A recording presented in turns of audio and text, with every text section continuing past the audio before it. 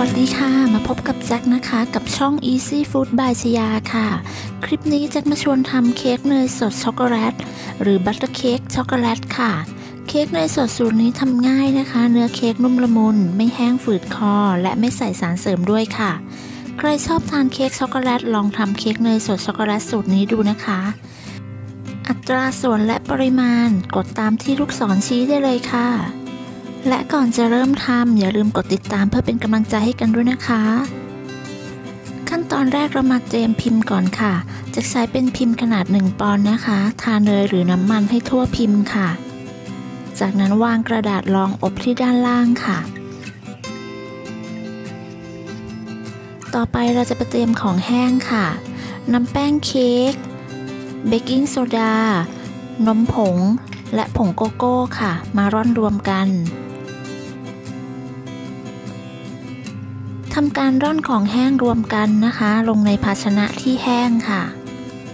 เพื่อให้ได้แป้งโปร่งเบาและละเอียดเราจะทำการร่อนแป้งจำนวน2 รอบค่ะร่อนแป้งเสร็จแล้วก็จะพักส่วนของแป้งไว้ก่อนค่ะต่อไปเราจะตีเนยค่ะ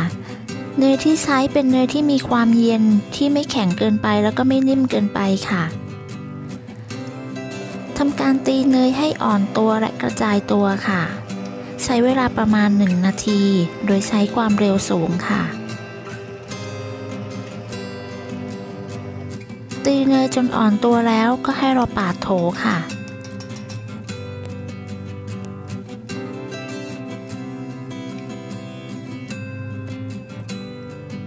จากนั้นใส่น้ำตาลทรายลงไปตามด้วยเกลือค่ะถ้าใครใช้เป็นเนยเค็มก็อาจจะไม่ใส่เกลือก็ได้ค่ะตีเนยกับน้ำตาลให้เข้ากัน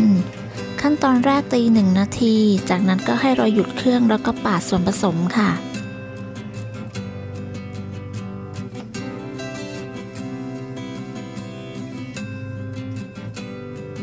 จากนั้นให้เราตีส่วนผสมต่อค่ะโดยใช้สปีดความเร็วสูงค่ะตีจนกระทั่งเนยและน้ำตาลเข้ากันและมีสีอ่อนลงค่ะจะใช้เวลา2 นาทีค่ะ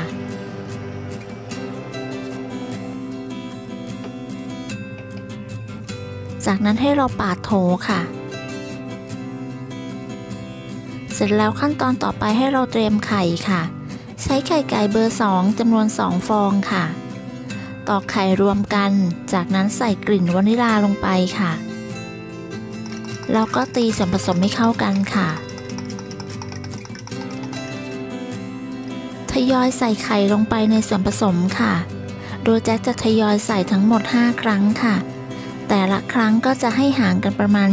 20-30 วิค่ะในขั้นตอนนี้เราจะใช้ความเร็วระดับปานกลางนะคะอย่าลืมเลือกใช้เป็นไข่สดใหม่นะคะเค้กของเราจะได้ไม่คาวค่ะ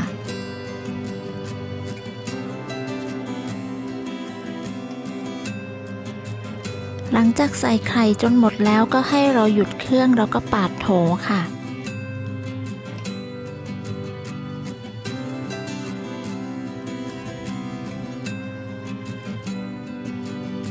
จากนั้นก็ตีต่อด้วยความเร็วปานกลางค่ะ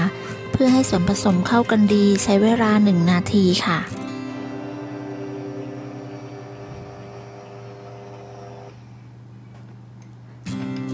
พอครบ1 นาทีแล้วก็ให้หยุดเครื่องแล้วก็ปาดโถค่ะ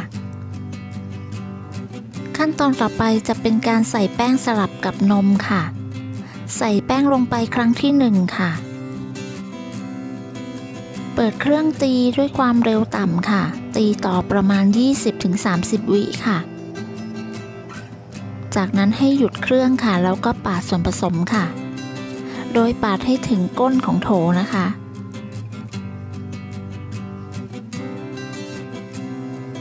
จากนั้นเปิดเครื่องต่อค่ะแล้วก็ใส่นมลงไปครึ่ง1ค่ะและตีต่อด้วยความเร็วต่ำค่ะประมาณ 20-30 วิค่ะจากนั้นใส่แป้งลงไปครั้งที่2ค่ะแล้วก็ตีต่อด้วยความเร็วต่ำเหมือนเดิมค่ะ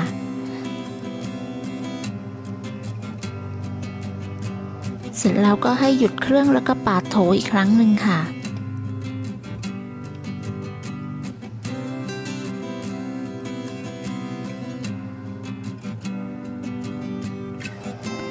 จากนั้นก็ใส่นมลงไปทั้งหมดค่ะยังคงใช้เป็นความเร็วต่ำนะคะตีส่วนผสมต่อค่ะ 20-30 วิเพื่อให้ส่วนผสมเข้ากัน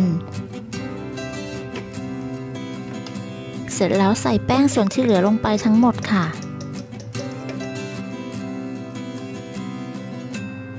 แล้วก็เปิดเครื่องค่ะตีต่อด้วยความเร็วต่ำ 20-30 วิค่ะ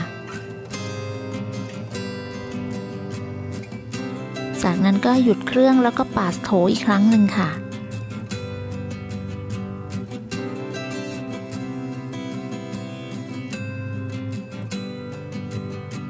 ขั้นตอนสุดท้ายเราจะตีต่อด้วยความเร็วต่ำอีก1 นาทีค่ะ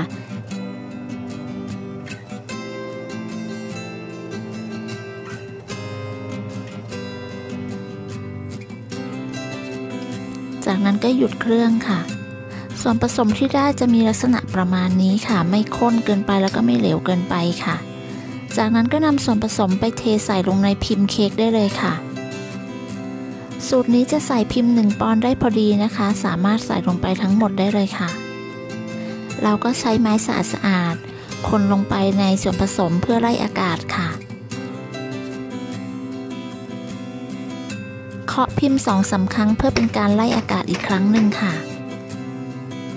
ใส่น้ำร้อนลงไปในถาดรองอบค่ะไม่ต้องใส่เยอะนะคะ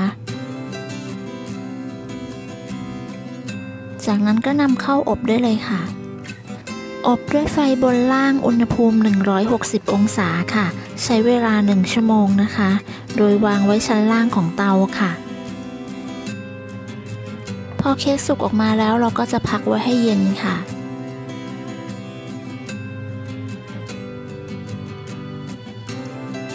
พอเค้กเย็นแล้วเราก็จะนำออกจากพิมพ์ค่ะ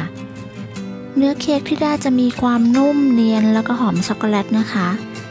เค้กเนยสดจะอร่อยมากขึ้นนะคะถ้าเรานำไปแช่ตู้เย็นก่อนรับประทานค่ะและวันนี้จะเพิ่มความอร่อยด้วยการราดช็อกโกแลตด้านบนนะคะใช้เป็นช็อกโกแลตคอมเพลด์นะคะผสมกับเนยค่ะแล้วก็นำไปเวฟค่ะจากนั้นก็คนส่วนผสมให้ละลายเข้ากันดีค่ะทิ้งไว้ให้อุ่นนะคะแล้วก็นำไปราดบนเค้กได้เลยค่ะจะเลือกใช้เป็นช็อกโกแลตที่มีรสหวานนะคะถ้าเพื่อนๆไม่ชอบที่มีรสหวานก็อาจจะเปลี่ยนเป็นดาร์กช็อกโกแลตก็ได้ค่ะหลังจากราดช็อกโกแลตเสร็จแล้วเราก็จะนำไปแช่ตู้เย็นอย่างน้อย30 นาทีค่ะ